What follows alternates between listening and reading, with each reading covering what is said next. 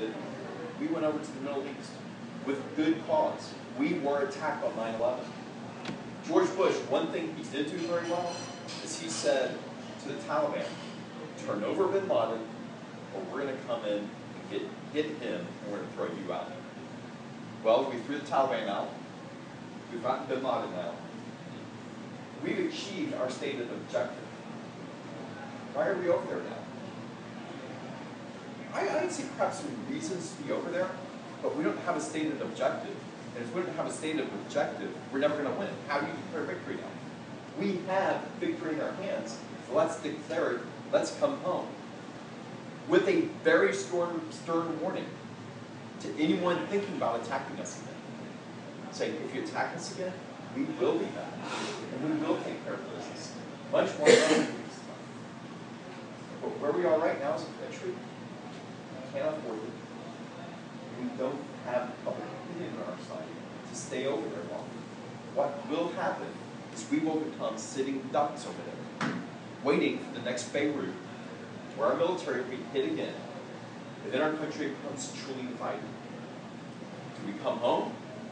In which case, well, it looks like we're retreating. Or do we stay there and increase the military effort again and have people back home say, well, look, this is just getting worse on our hand. We're in a catch-22 with that. We need to make sure we don't end up in that position, which is why we come from that. That saves us about $100 billion a year, which puts our country in a much stronger position so that if we do need to go back over there, we have the financial fortitude to do it. So, I am very strong in the military. I just think we need to invest our money wisely. So, with that said, I'm not going to take a lot more of your time. I do want to emphasize that this is a very winnable race. Both in the primary, as near as I can tell, I have better name recognition right now. I have better, my message is selling better, and I have the key issues that are motivating people to come out my side. Plus, information like this came up this week about my opponent, which really hurt. So I think I will win the primary. I'm not taking anything for granted though, because after all, it is a primary, an open primary. There's nothing on the Democrat side, so we very easily could be rated by Democrats. So we do need to make sure we do everything possible, which is why I'm still out knocking doors, getting our voters to the polls on June 12th. Even then though, into the November, I think we have a very good chance of winning. Why? So I think our message is the message of Middle America.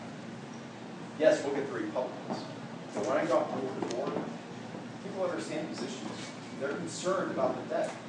They're concerned about where we are militarily. They're concerned about our liberties.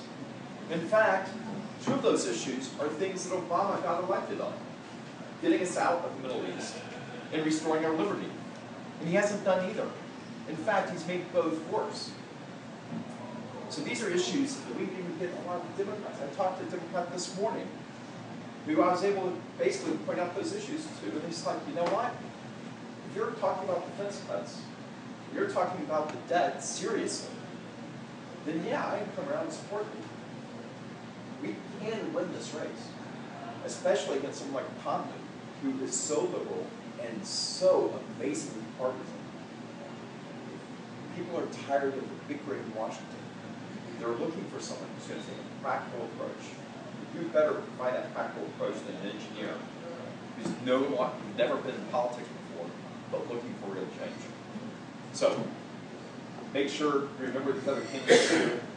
I want to make sure we make the Republican Liberty Caucus a strong caucus and give us some name recognition by actually getting the membership in Congress itself and reaching out and strengthening this group.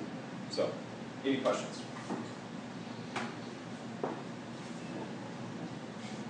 I'll ask the same question I asked before. Okay. The lightning round that doesn't need 5-minute answers. Sure. But what are your positions on immigration, on the war on drugs, and on gay marriage? Okay. Immigration, we need to enforce our laws. I grew up down in Texas. You know, when I was probably in junior high school, I started meeting people and realizing that, yeah, okay, they came in illegally, but they were literally fleeing for their lives. Now, I believe America needs to be a land of refuge. But we absolutely must enforce our laws. They're fleeing countries that are violent. They're fleeing countries that are corrupt. What do? They come here illegally. They get a Social Security card illegally. They get a job illegally. All they see is corruption here. We're just wealthier, corrupt people, which probably makes us even more corrupt than everyone else. Okay? We need to enforce our laws. If our laws are incorrect, and I think they do need to be changed, let's have that discussion. But as long as we avoid that discussion and allow us just with a wink and a nod to allow all this to occur, we're making matters a lot worse. Now, in order to do that, I think we absolutely have to start decreasing all the giveaways we give for immigrants. And make sure that they're coming in here for the right reasons. We make sure we keep out the criminals. We make sure we keep out the people who are just trying to establish a foothold here. We want people that are coming here from the land of opportunity. We want people who are willing to come here and work hard. That's what's always made America great. Those are the people we should be encouraging. And along with that, we should be making sure that we identify people around the world that are the brains and make sure we try to get them here.